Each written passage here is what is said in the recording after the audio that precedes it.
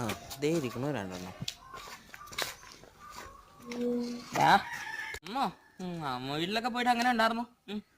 Vibe തന്നില്ല. ആരും എനിക്ക് ഒന്നും ചെയ്യണ്ട, ചുമ്മാ ഇരുന്നാൽ മതി. ആരും ഒന്നും ചോദിക്കത്തില്ല. രാവിലെ ഇവിടെ എണീറ്റ് വല്ല പണിയും ചെയ്യാറുണ്ടോ? ബാക്കി പറ. നല്ല വൈബ്. ഞങ്ങൾ വൈകിട്ട് സാറ്റ് ഫുട്ബോൾ അതും ഇതെല്ലാം കളിക്കാൻ പോകും. നല്ല രസമായിരുന്നു. പിന്നെ കണിയൊക്കെ കണ്ടു, കൊറേ കഴിഞ്ഞിട്ടും കിട്ടി. അടുത്ത വിഷയമൊക്കെ എങ്ങനെയായിരുന്നു? പൊളിച്ചടിക്കോ?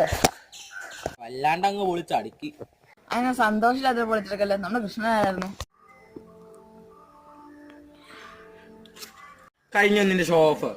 എടാ മിനിഞ്ഞാന്ന് ഞാൻ ഇവരെ വിളിച്ച് എല്ലാം സെറ്റാക്കി നാളെ കൃഷ്ണന്റെ ഉടുപ്പിട്ടോണ്ട് വന്നെന്ന് പറഞ്ഞ്.